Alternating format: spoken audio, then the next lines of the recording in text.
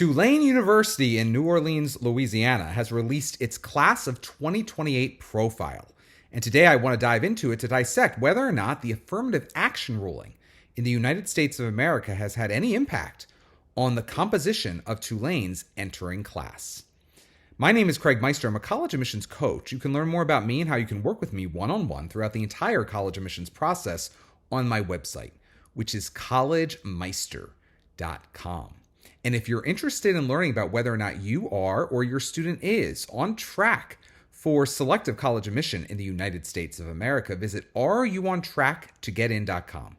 Again, that's areyouontracktogetin.com, at which you will complete a free 3-minute assessment. Your results will be emailed to you right away, and they will help you clarify whether or not you are or your student is on track for selective college admission in the United States of America.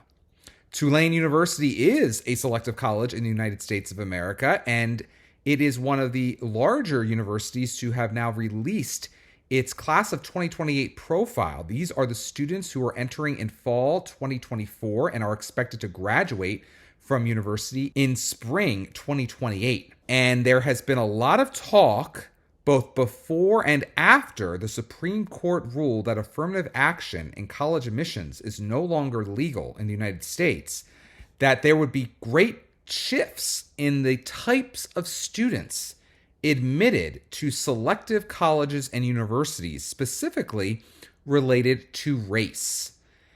The affirmative action ruling came down, and here we are in the first full admission cycle that has ended since the affirmative action ruling has come down. And I've already done previous videos on smaller colleges that have released their profiles of the class of 2028, namely Colorado College and Olin College of Engineering. But those are small potatoes compared to a larger mid-sized university like Tulane. Tulane in the class of 2027 reported that they had 30,000 students submit applications, 28,000 of whom completed their applications, and just over 4,000 were admitted. I'm always very interested when I read statistics like this. I would love to see colleges release the data on who was rejected. That would be really very valuable information. The same types of demographic information as we're about to read about who was accepted and admitted, and also who ultimately matriculated versus those who were accepted and didn't matriculate versus those who were simply outright rejected. But most colleges don't release that information. But of those individuals who enrolled in the class of 2027, so this is last year's entering class, they had a 3.7 GPA on average. They had a 1448 on the SAT and a 33 on the ACT. But remember, the majority of enrolling students at Tulane in the class of 2027 did not submit their test scores. Amazing the world we're living in. Geographically, 8% are international, 9% were from the Midwest, 2% the Mountain West, 28% from the Northeast, 14% from the Pacific West, 17% from the South Atlantic, and 10% from the South Central part of the United States, and a whopping 12% from the home state of Louisiana. Now, this is where it gets interesting if you're thinking about the affirmative action ruling. 5% of Tulane's class of 2027, as of its entering months, if you will, when this was reported basically back in the summer of 2023, were African American or Black. 6% were Asian American. 13% were Hispanic or Latino or Latina. 2% or less were Indigenous/Native American. And 2 or more races are 6%. What's interesting is that Tulane has the nerve and the gall to have a category called racial and ethnic diversity, and they do not report individuals who self-identify as white or Caucasian. And I think that is fascinating. Completely not even reported. Not even reported under racial and ethnic diversity. Implicit, of course, is that white and or Caucasians add no diversity. And that, of course, literally should not be considered true, but definitionally at Tulane, the way they self-report this information on their website that is public for students and families all around the world to look at, they will not report the white/Caucasian population. Of the individuals who, again, are non-U.S. citizens, we have 6%, which is interesting because 8% are international. So clearly they're defining international students as those living abroad, whereas they're splicing out slightly differently individuals who are simply not U.S. citizens, which are 6%. And then in terms of gender and just sexual identity, this is very interesting as well. Female legal sex last year, 64% female.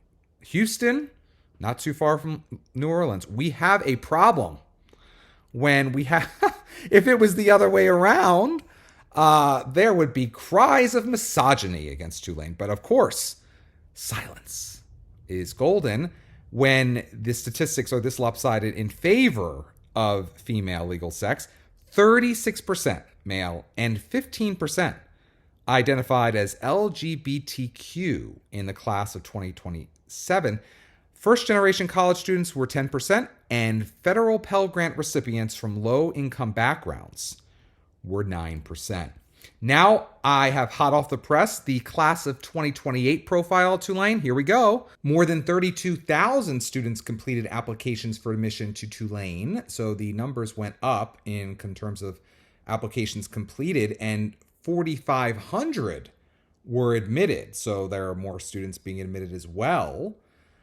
In terms of SAT averages and GPA, again, slightly higher. But again, the fact of the matter is Tulane is at least honestly reporting that the majority of students in the class of 2028 who've been accepted and matriculated did not submit SAT or ACT test scores. 9% international, 9% Midwest, 4% Mountain West, 26% Northeast, Pacific West, 14%, South Atlantic, 14% South Central, 10%, and Louisiana at 14%. So not much movement here. I mean, these are just 1 or 2 percentage point movements by and large. Now let's get to racial ethnic diversity. Again, we were expecting, if we listen to the mainstream media, that, oh my goodness, there's going to be a huge change in the demographics based off race and ethnic diversity at different colleges and universities, particularly selective ones, as a result of the affirmative action ruling.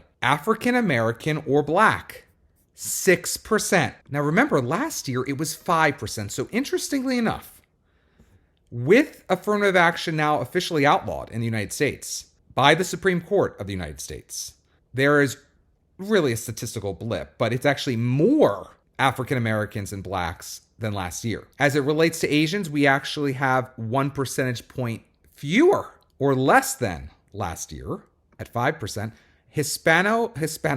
Hispanic or Latino or Latina, we have 12% in the class of 2028. Last year, we had 13%. So again, these are within 1 percentage point by and large. Indigenous, again, still less than 2%. 2 or more races, 6% was last year. This year is 5%. Non-U.S. citizens, again, 6%. That is the same number as last year. Still whites and Caucasians, or whatever you want to call it, are not even listed. That is how Tulane thinks of white people. Now, in terms of gender and sexual identity, we again, it's basically a big situation here. And this is the biggest takeaway you should have on this video, which is if you are a man and you want to meet a lot of women, you should go to Tulane. If you are a woman and want to meet a lot of men, you should really question whether or not you are going to the right place at this point, because this is a cauldron of women. Tulane is at this point. Female sex, 63% female in the class of 2028, 37% male, and we have 12% who are identifying as LGBTQ. That's down 3% from last year. Tulane, unlike some other schools, is not yet self-reporting people based off of gender identity. They're currently still simply self-reporting legal sex. Now, interestingly, first-generation college students, 14%. So that has risen by 4 percentage points from last year. And federal Pell Grant recipients from low-income backgrounds has also risen 4% from last year. So you tell me, how did this happen? How does it happen that Tulane, who was basically ostensibly performing affirmative action last year, considering students' race or ethnicity when making admissions decisions, and then this year was prohibited from doing so? How is it that Tulane has basically come to the same exact numbers of demographics? It is unbelievable. Tulane and many other colleges for years made the argument that they needed to have affirmative action in their toolkit in order to compose the entering classes demographically that they wanted to be able to create.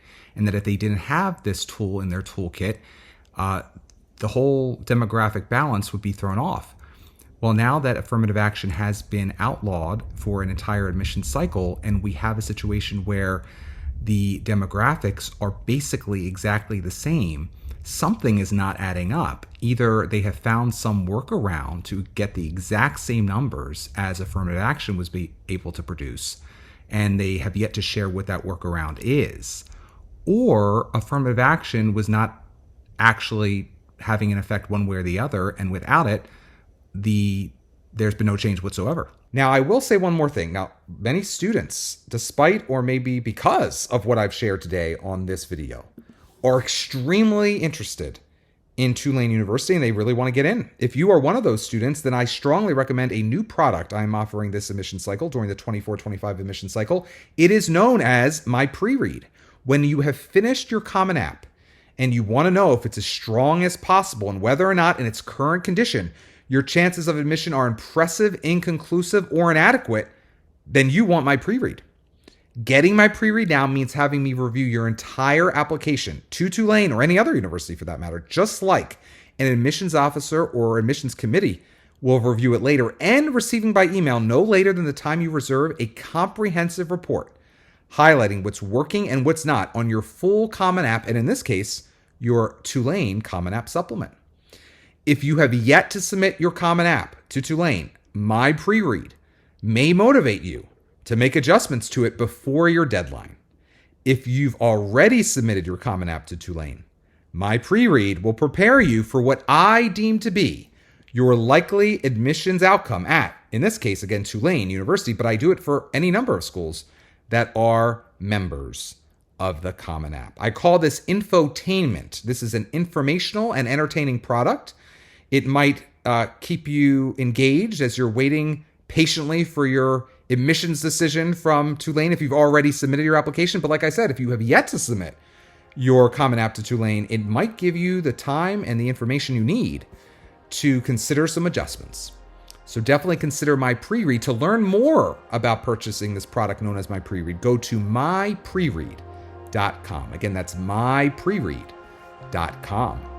If you enjoyed today's video, please give it a thumbs up and consider subscribing to my channel. If you'd like to work with me one-on-one throughout the entire college admissions process, go to my website, which is collegemeister.com. Until next time, stay safe, stay well, and most importantly, stay stress-free throughout the entire college admissions process.